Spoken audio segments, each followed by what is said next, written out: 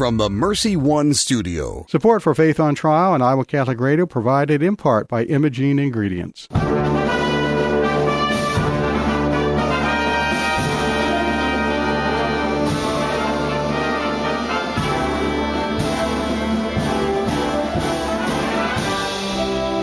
Our freedom of conscience and religion is being challenged by laws and regulations imposed by secular society. It's time to hear from the top Christian litigators in the nation who have come forward to tell us the truth and help us defend our faith. Hear ye, hear ye. All rise. Faith on Trial with Defender of the Faith, Deacon Mike Mano, is in session.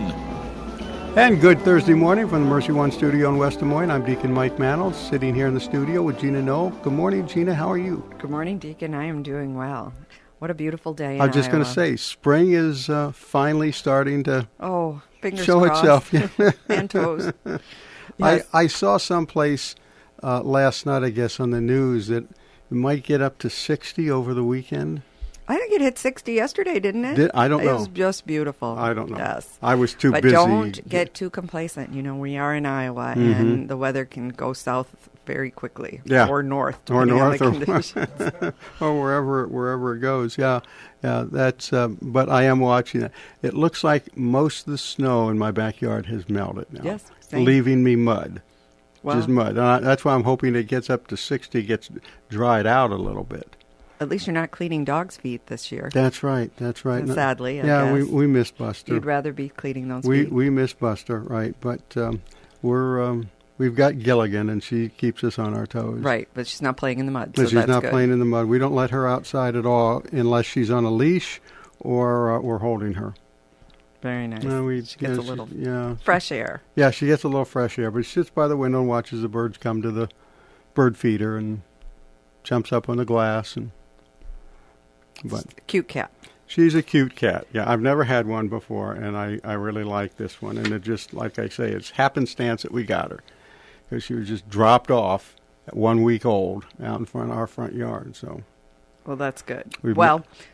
So we've got a lot in the news. Speaking of the news, we've got churches opening up, courts requiring churches or giving churches permission to open up. All right, Brad Dacus is going to join us and talk about some of that. And he's also going to talk about this bill that is in the California legislature that says if you are a doctor and somebody comes and wants assistance in committing suicide and you turn them down, you have to provide somebody who will do it. Or what? That's what we'll ask him. What happens in that? What are the provisions for penalties in that bill? We will talk about that. And that's a pervasive legislation that's growing from the coasts and towards the innermost states of our country. So it's important for us to take a look at how that progresses in California. Yeah, because if you've been following the show as we've been on the air, we've seen a lot of things start in California or New York, Massachusetts, in that area, and they kind of work inward till it eventually hits us. Yes. And then it becomes commonplace everywhere. And it just boggles my mind. And we've talked about this before, the idea of same-sex marriage. It hit like a bombshell and just spread. And I don't know how that spread so fast, but it did. And now apparently it's a law of the land if you listen to the Supreme Court. So, and a lot of other things are going on here, too, especially some of the political things. We'll touch on some of them eventually because they do have an impact on the church. But, it's just amazing how many ideas that we would have rejected out of hand 10 years ago are now being accepted. Socialism, for one thing, you know? That's right. More people think that's a good idea without knowing the history behind it.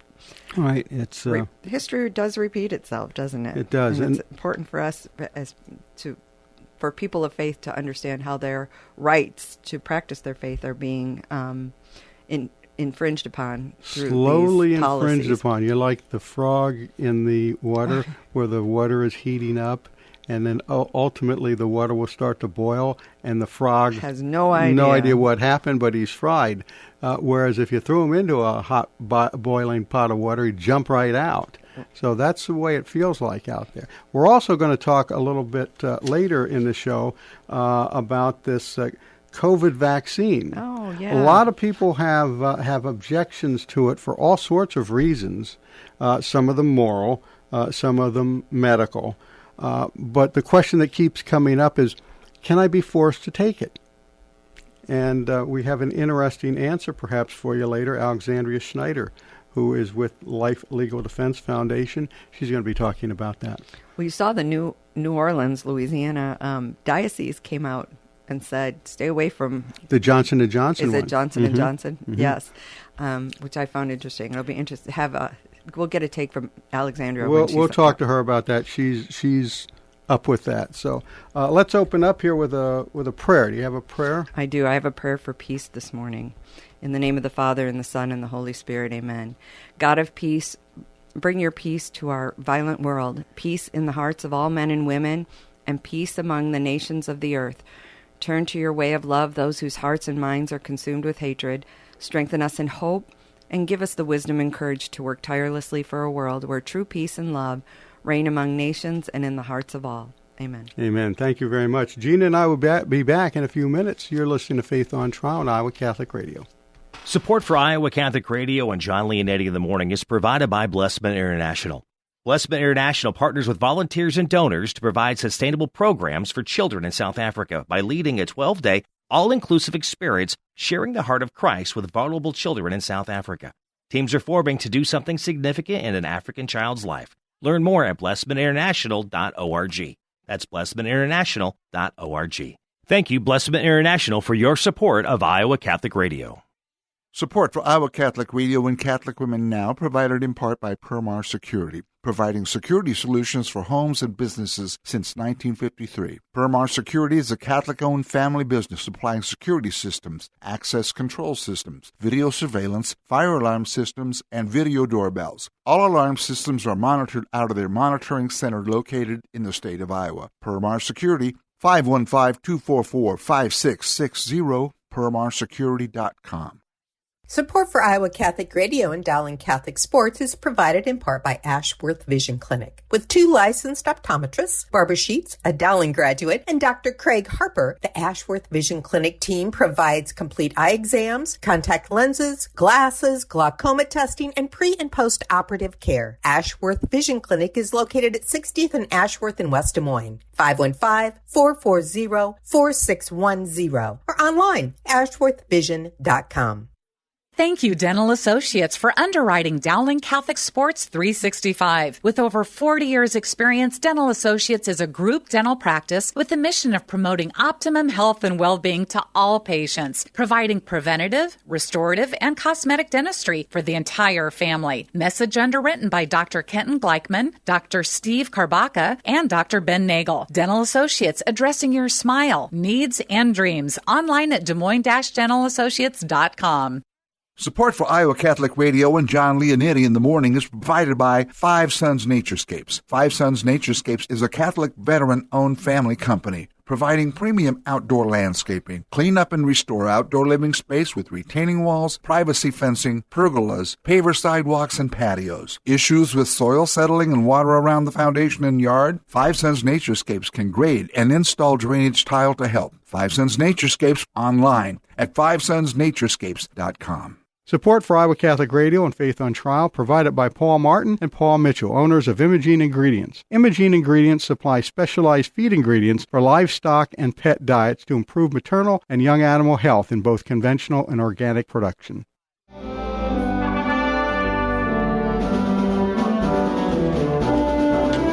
And you're listening to Faith on Trial on Iowa Catholic Radio, and we are back now with Brad Dacus, who we found at an airport. Brad, you there with us? Yes, I am. Thank you. You're not trying to skip the country for some reason, are you? No, not this time. No, we need you here for sure. We need, especially in California, with what's going on there. Want to talk to you about a couple of things here. First of all, is this SB 380, the bill that would penalize, I guess, physicians if they didn't refer people for assistance with their suicide. Yeah, this is very ugly legislation, particularly from a religious freedom perspective, much less from a humanitarian perspective. As you know, doctors have religious convictions many times that they need to follow, but all doctors have to take the Hippocratic Oath, and that is not to kill people. That's to help people, save people, for them to live and recover, but not to kill people. So this is a violation on two fronts: the Hippocratic Oath, as well as their own conscience under the Free Exercise Clause of the First Amendment of the Constitution. So what exactly does the bill require? Well, the bill requires doctors, to if they're not, it requires them to carry out an assisted suicide if someone requests it. However, if the healthcare provider or the doctor is unable or unwilling to carry it out, then they have to transfer it to someone else who is qualified to do it. They can't just simply say, no, I'm not going to do it, I'm not going to assist you. They, in essence, do have to assist them by sending them and their medical records to someone who is willing to do the dirty work to have someone prematurely killed. So my... Yeah, and go ahead. Go ahead.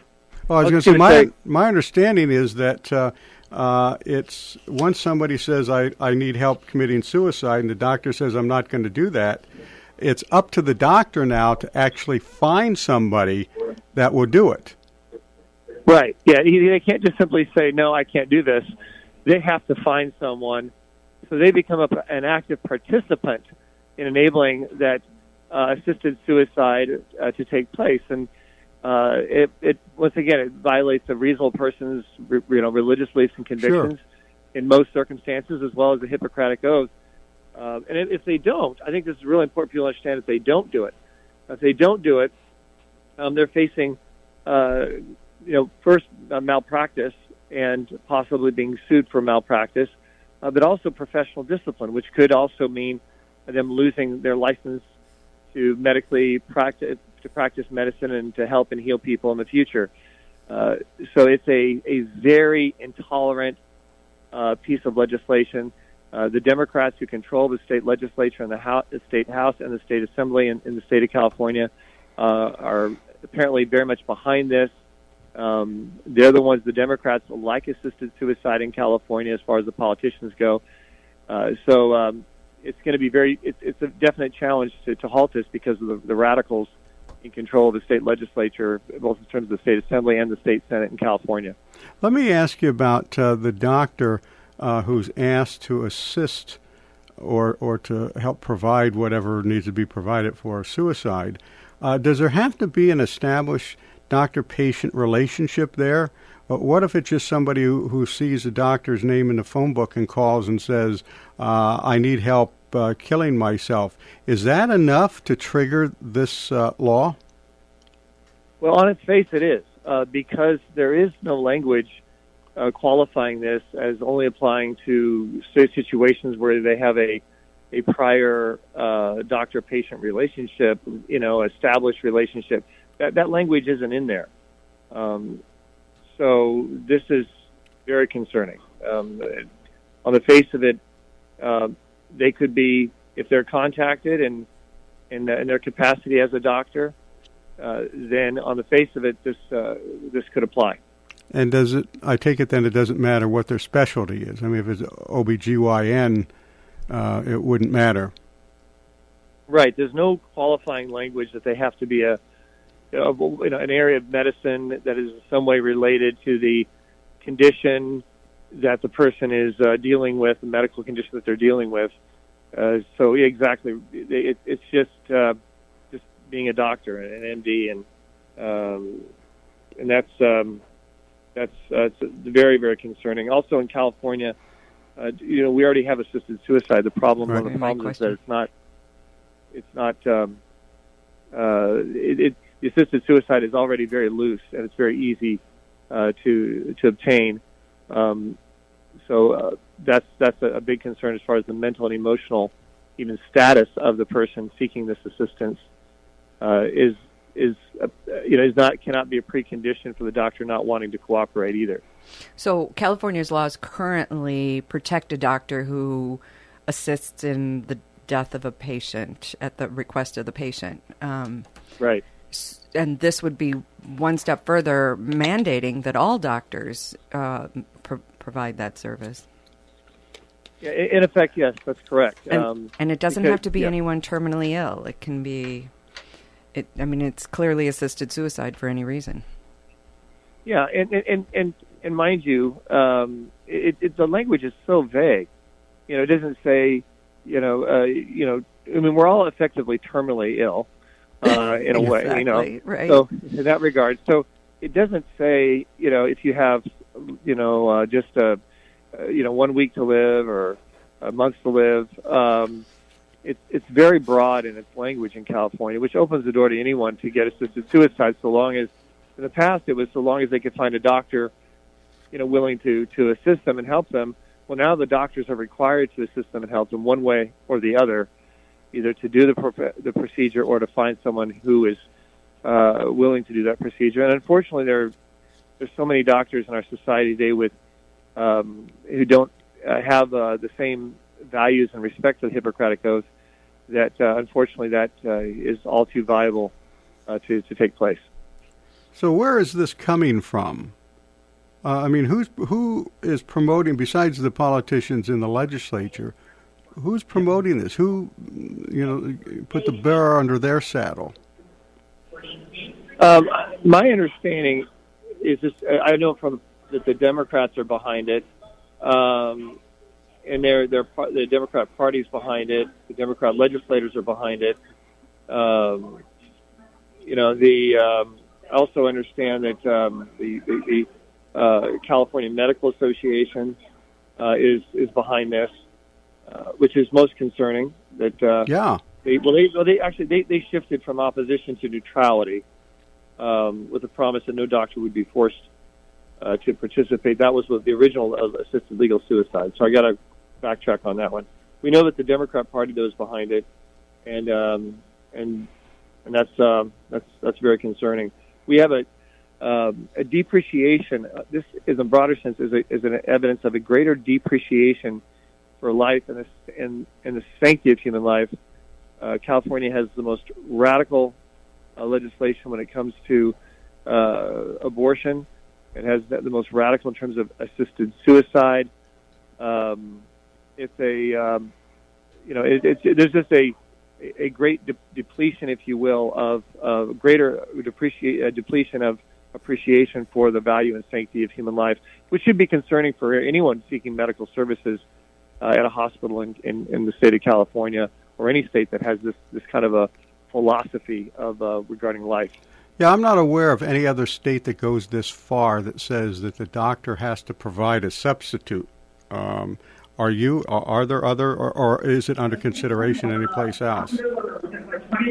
Yeah, I don't, and I apologize for the background noise. I'm in No, we know where you're at. This is the second time we've interviewed you in an airport, by the way.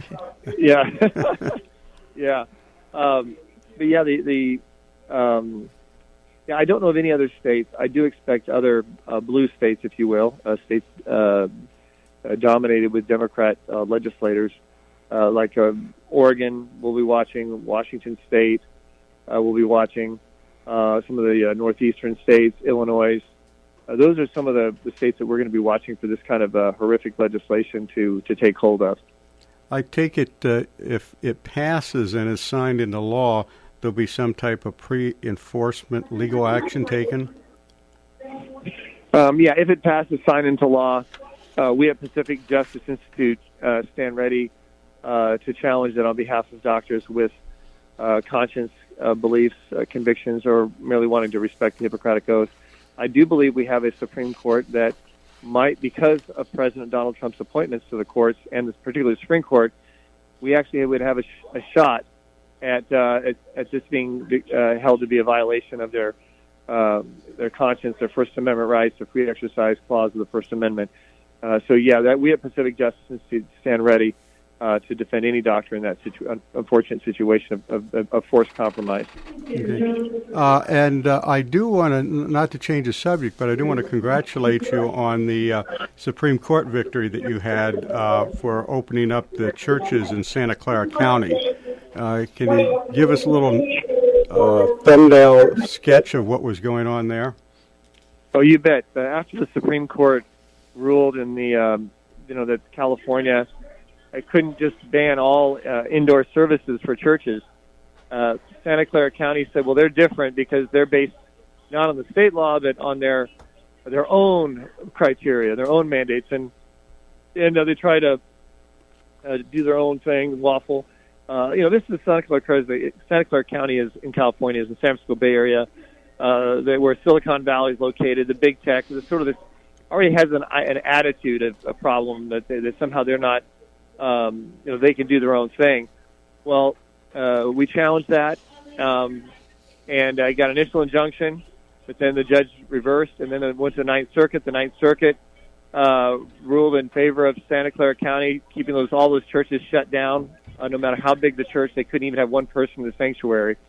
It was outrageous. And then we filed an emergency injunction, a writ for an emergency injunction with the United States Supreme Court. You've heard of Hail Mary passes. Well, this is like a Hail Mary pass outside the stadium. We're Catholic. We're familiar with the Hail Mary. Yeah, exactly. So this is a Hail Mary pass outside the stadium. I mean, this is like you get an emergency injunction, and so this is what happened. The court granted it 6-3, saying Santa Clara County and everywhere else, you cannot shut down churches completely so long as there's something else out there that's open, other than a hospital and a police station. So this is a real victory, and I think it sends a loud signal that I believe that we will not see in the future ever again with this case law that's been established, churches being treated like second-class citizens, completely shut down while Walmart and supermarkets are open. I think this is a major turning point. We at Pacific Justice Institute we're very pleased to be at a key role in this by filing this lawsuit and working hard to, by God's grace, to get this decision. So it's not just great for California, but it's something that every state can look towards in defending the churches being open. Is that correct? Yes. Yeah. Yes. Every federal judge in the country is aware of this, I'm sure, and we'll take this into serious consideration on any challenges to churches being able to have some kind of a worship service, indoor worship service, which is so important, particularly this time of year where it's so cold in so many parts of the country. Yeah. I read a little bit about it, and I have to say, it was you must have felt like Don Quixote chasing windmills at this event, and the Holy Spirit to intervene and really give you a win in this was huge. Yeah, this was a God thing. And in my life, I can't remember a time the court granted an emergency injunction when the case was pending before a circuit court like the Ninth Circuit. They just said it's so high, so difficult. You have to show that the court will see it and say that there's absolutely no way. It's just obvious, just blatantly obvious. There's no way this can be looked at as any other way than needing an injunction. So it was extremely difficult. Our chief counsel, Kevin Snyder, did a great job, but we knew a lot of people were praying, and we really appreciate that. Yeah, no. And the other thing that amazes me is that 3 justices in the Supreme Court of the land could look at this case and decide that, no, it's correct. They can keep the churches closed. That just is, to me, unbelievable. Yeah, and I'm glad you pointed out, because those kind of justices are the kind of justices that I believe President Biden would like to put on the court, like Sotomayor, who I nicknamed the God-hater judge. Because anything dealing with God or faith or religious freedom, he's always against it. Kagan is right behind her, as well as Breyer sometimes. So those, if we get 2 more appointments, this could all flip and switch. That's why religious freedom is so important. That's why it's so important that people be conscious of who they vote for every election, because our freedom and liberty is just one election away, with just 1 or 2 court appointments away from dissolving. To me, it feels as though the justices do not defend the Constitution of this country, which I thought that was the purpose of the Supreme Court, but that their role, they see their role as changing or modifying the Constitution of the United States. Right. That's what the activist judges do. Fortunately, because of President Donald Trump's appointments, we have level-headed judges that look at original intent, and hopefully they'll serve long in their tenure. And I just want to thank you guys so much for allowing me to be on the program. They're flagging me now to get on the plane. All right. Us too. All right. I've got your webpage here, and I'll give it out. It's pacificjustice.org if anybody wants any more information on this or wants to follow the progress of what they're doing in these cases. And your services are free, and so you have somebody has to pay it. So if people have some loose change they want to send your way, I'm sure you'll be happy to take that. Very happy, and we have offices all across the country, coast to coast. We're here to serve anyone without charge, any church or parish without charge. Thank you very much for joining us today. Safe travels. Safe travels, God yes. bless. Brad Dacus, the Thanks. president of the Pacific Justice Institute out in California. You're listening to Faith on Trial on Iowa Catholic Radio, and Gina and I will be back in just a couple minutes after these messages. Support for Iowa Catholic Radio and Dowling Catholic Sports is provided in part by Ashworth Vision Clinic. With 2 licensed optometrists, Barbara Sheets, a Dowling graduate, and Dr. Craig Harper, the Ashworth Vision Clinic team provides complete eye exams, contact lenses, glasses, glaucoma testing, and pre- and post-operative care. Ashworth Vision Clinic is located at 60th and Ashworth in West Des Moines. 515-440-4610 or online, ashworthvision.com. Thank you, Dental Associates, for underwriting Dowling Catholic Sports 365. With over 40 years' experience, Dental Associates is a group dental practice with the mission of promoting optimum health and well-being to all patients, providing preventative, restorative, and cosmetic dentistry for the entire family. Message underwritten by Dr. Kenton Gleichman, Dr. Steve Karbaka, and Dr. Ben Nagel. Dental Associates, addressing your smile, needs, and dreams. Online at DesMoines-DentalAssociates.com.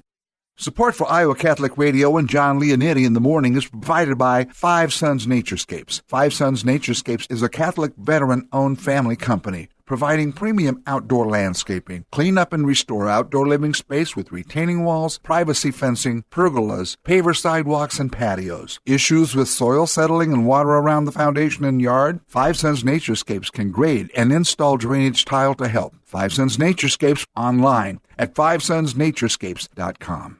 Support for Iowa Catholic Radio and Faith on Trial provided by Paul Martin and Paul Mitchell, owners of Imogene Ingredients. Imogene Ingredients supply specialized feed ingredients for livestock and pet diets to improve maternal and young animal health in both conventional and organic production.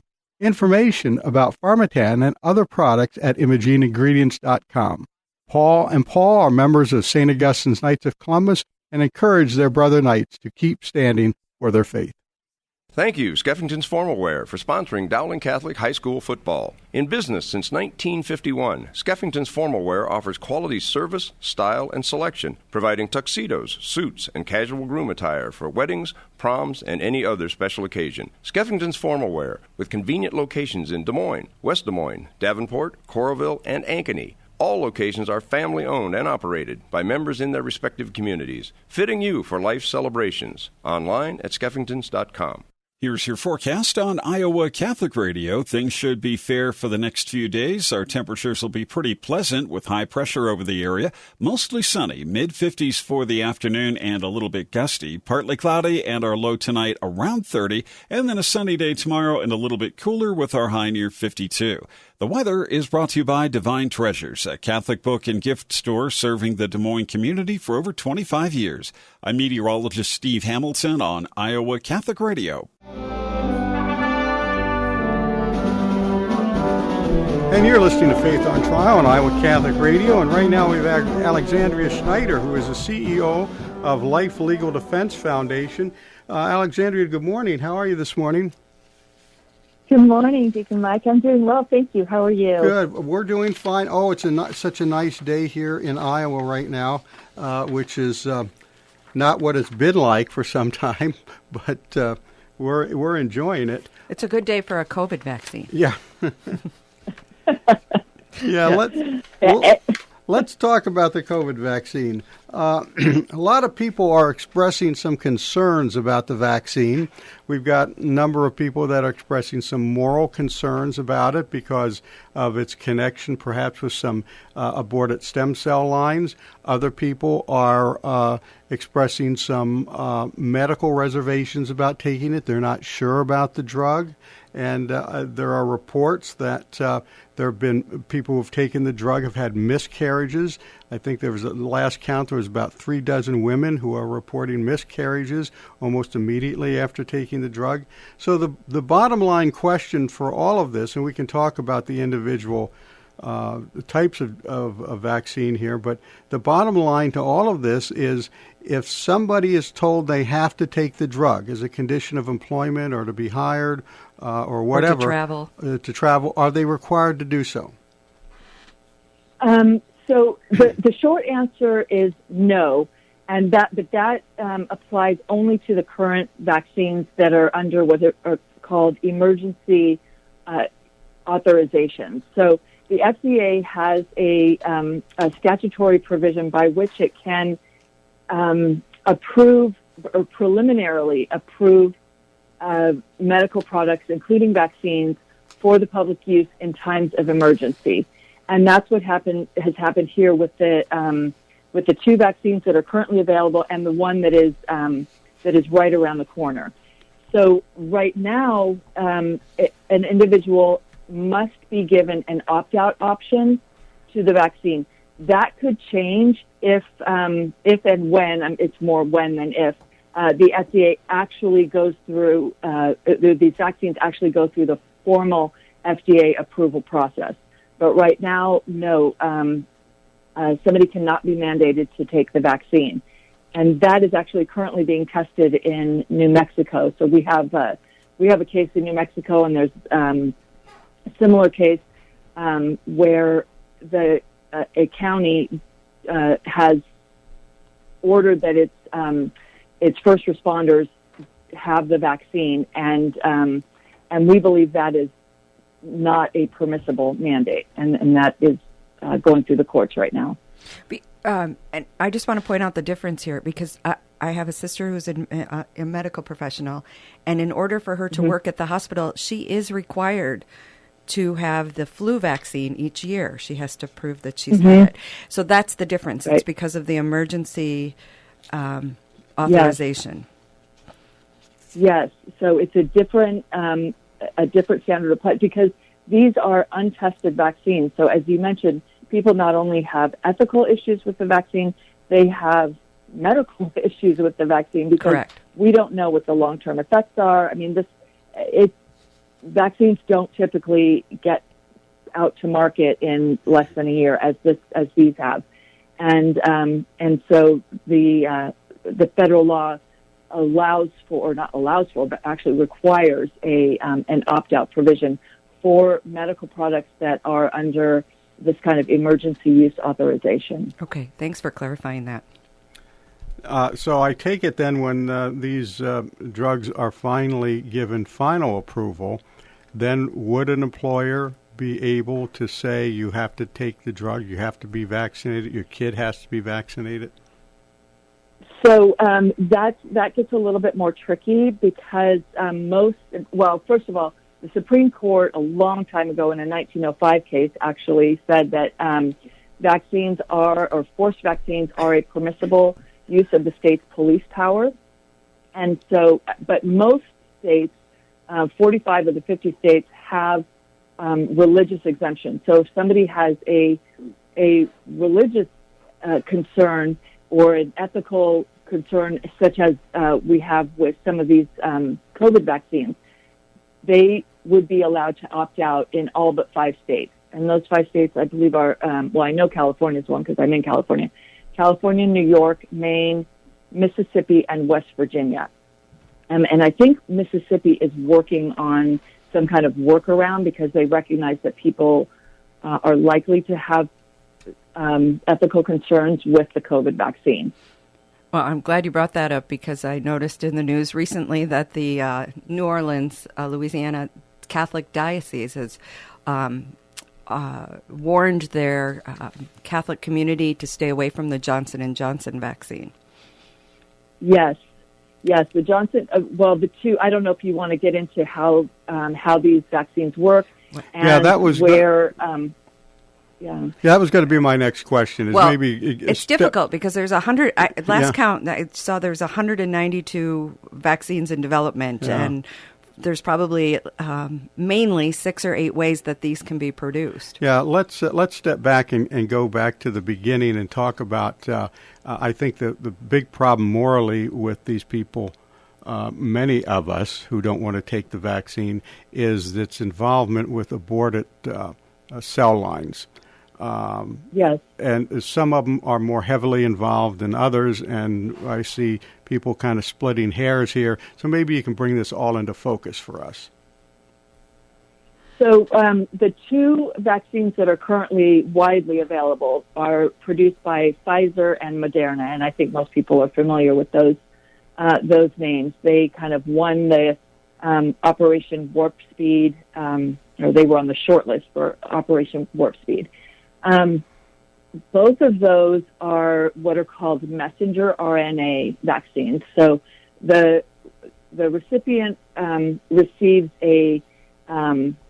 basically an instruction to their own cells that is not a virus, but it's an instruction that teaches their cells how to produce the spike protein that is characteristic of coronavirus. So your cells produce a piece of that spike protein, and then immediately the idea is that your own immune system kicks in and develops antibodies to that spike protein. And the actual RNA that's in the vaccine deteriorates rather quickly, so it doesn't stay in your body very long. But the immunity, theoretically at least, will last. So would that be akin to like a herd immunity that you would develop over time?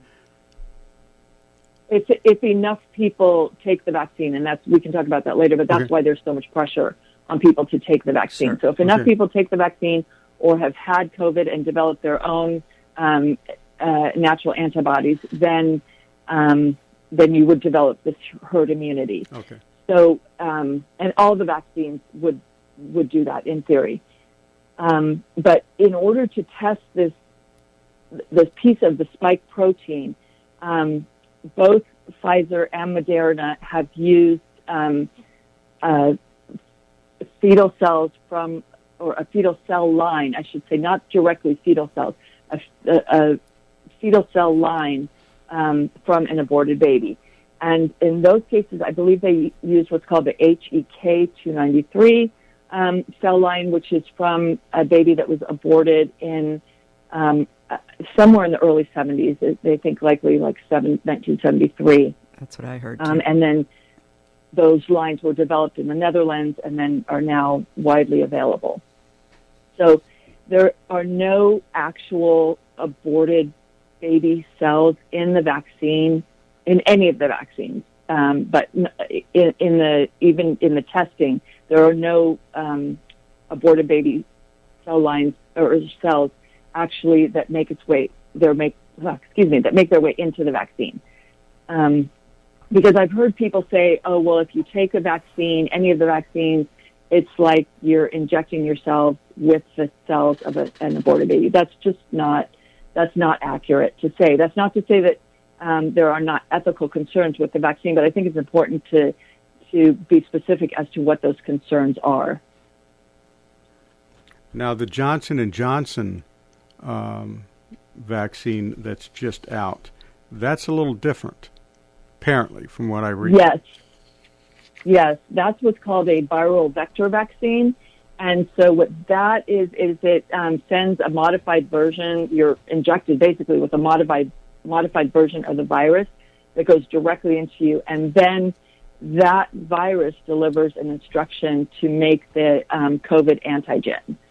So, which is also that spike protein, and then you develop your own antibodies. So the end result is the same, but the process is different. The thing with the Johnson & Johnson vaccine is that in order to make those vaccines in the quantity that is needed, fetal cell lines are used directly in the manufacturing process. So, and I'm not a scientist, so I can only kind of describe how I've read how this works. But the fetal cell lines are like a little those cells are like little factories that that produce the delivery mechanism for the vaccine. That's right. So that is now in those the aborted fetal cell lines are more directly implicated because they're used in the actual manufacture of the vaccine. However, the end result, the vaccine that you get, is still not injecting yourselves with the cells of an aborted baby. So I want to make that clear. But there are certainly that Johnson & Johnson vaccine is definitely more ethically compromised than, let's say, the Pfizer or Moderna vaccines. Okay. All right. So, and the other thing with the Johnson & Johnson that I think people haven't really talked about is that the company that actually produced the vaccine is called Janssen. It's a subsidiary of Johnson & Johnson, and they actually own a cell line from a baby that was aborted at 18 weeks in 1985. So they own that entire cell line. It's theirs, and that creates some issues as well in terms of who else can use it, and then which opens the door to, or is why people say, well, we need to have more aborted babies so we can do more research and more, develop more of these cell lines. And so that there are some other ethical complications in the proprietary nature of of Johnson & Johnson's connection with that actual cell line. I think one of the silver linings from this whole vaccine production and education process that we as citizens have come to know is that so many more people are being made aware of that fetal tissue, the aborted babies that are used in these productions, and that there are alternatives. I don't know enough about the production, but I am learning, and I need to spend more time at it. But there's actually another production process that uses insect cells, and there is no testing, no production, no manufacturing using the fetal cells in that particular vaccine. And I think when this is all said and done, I think we're going to have a really good ability to do case studies to show efficacy and without the killing of human babies. Yeah. I have a problem with the vaccines for these reasons. Go ahead, Alexandra. Yes, I mean the reason people are saying that we need to use these aborted fetal cell lines is because they're human cells, obviously, and because these fetal cells don't need to be stored at cold temperatures. They're more hardy. They last longer. And so when you need to make a vaccine like this, and I'm not justifying their use, I'm just explaining. Right. It's always good to know the other side, the arguments coming from the other side. Sure. Exactly.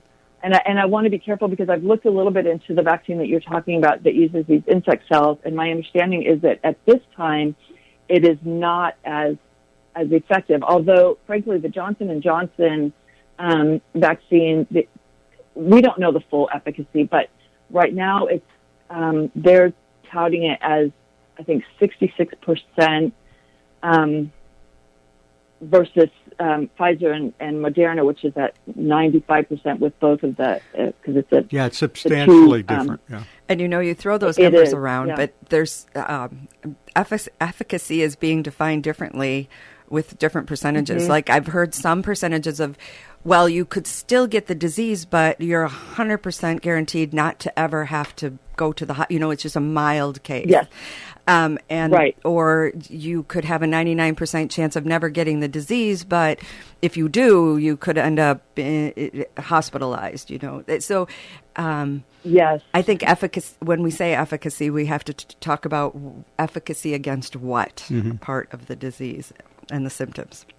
A disease that has exactly 0.10% of death or something like that. I mean, it spreads quickly, but the numbers, percentage-wise, of people that get it, large numbers survive.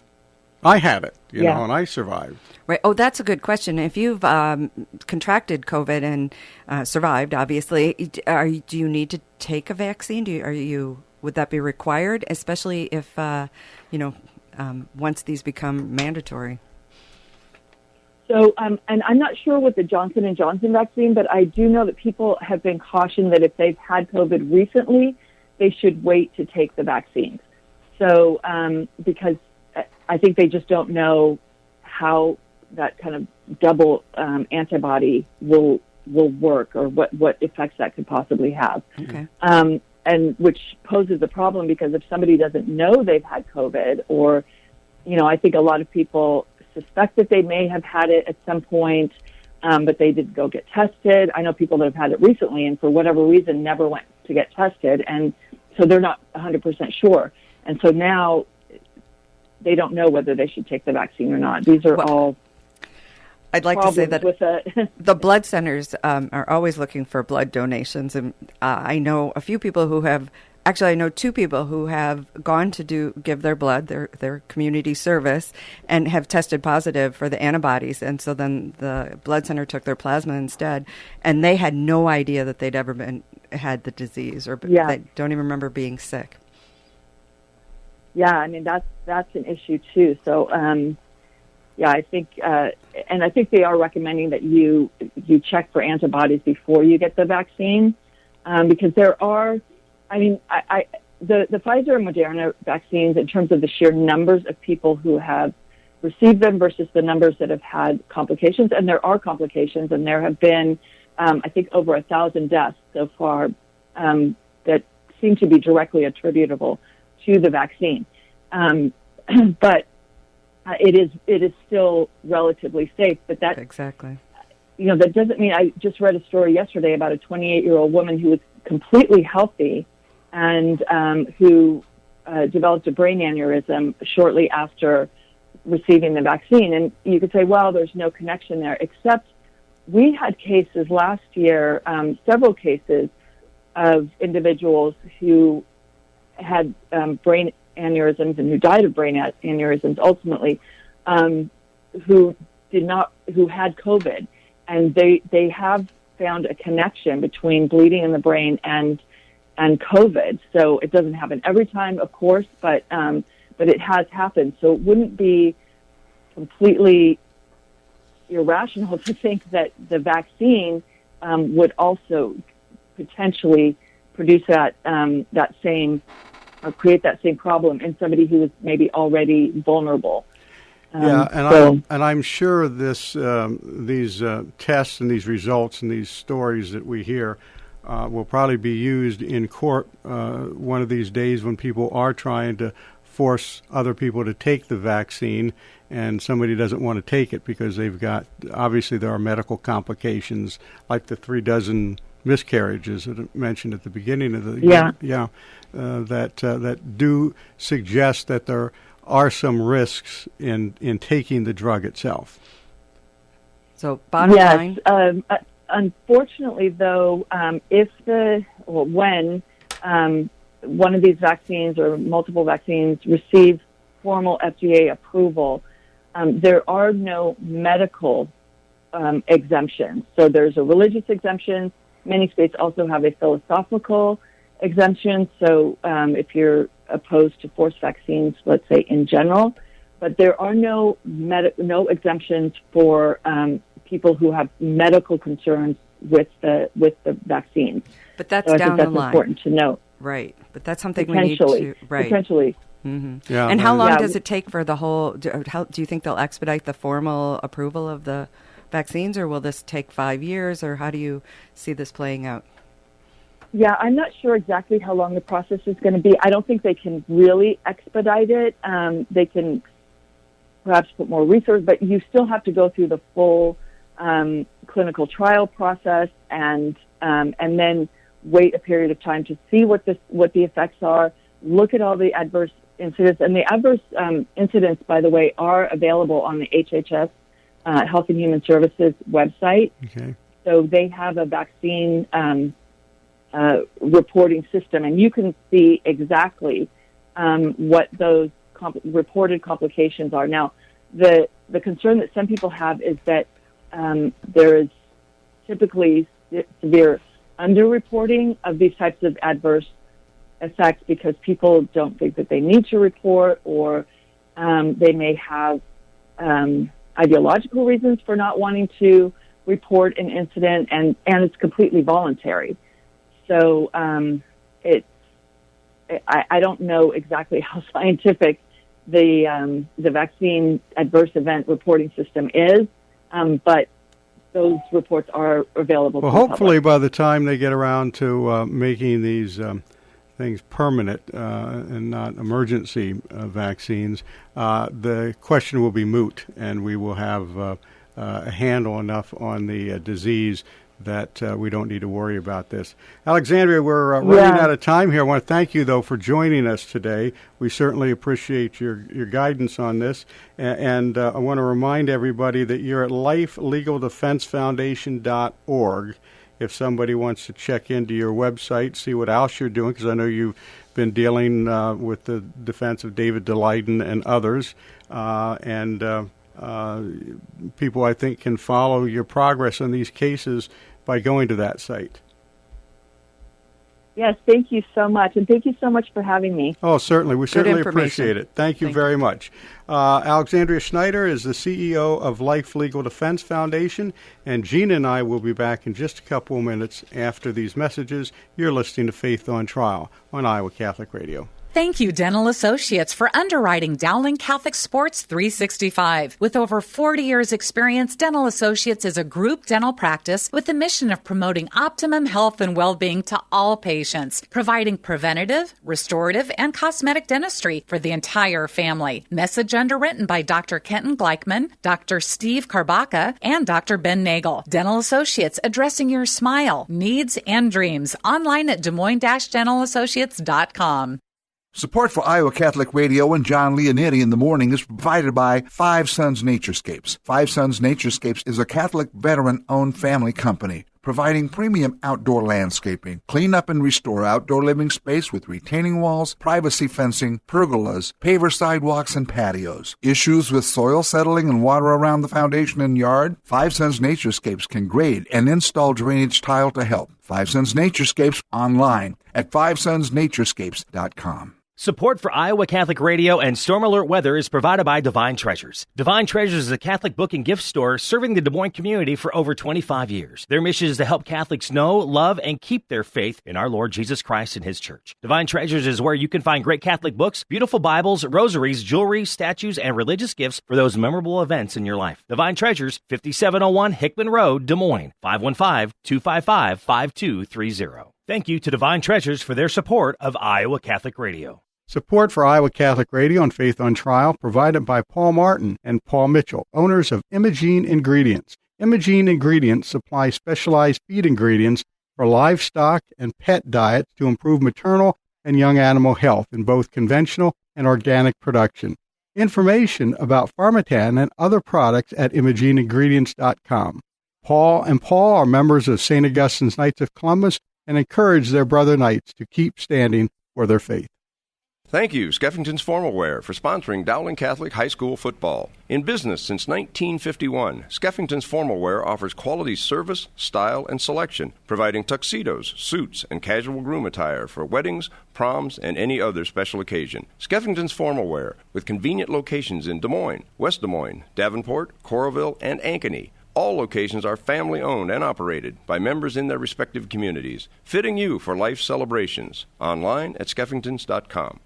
Thank you, Caldwell Parish, for underwriting Iowa Catholic Radio. Conform to the wishes of the deceased and to Catholic liturgical burial traditions. Caldwell Parish Funeral Home, Des Moines' only Catholic-owned and operated funeral home. CaldwellParish.com. Hi, this is Joe Stopulus. Thank you to construction professionals for underwriting Man Up. Monday mornings at 9 on Iowa Catholic Radio. Construction Professionals, a Catholic family business built on a strong foundation. CPCustomHomes.com.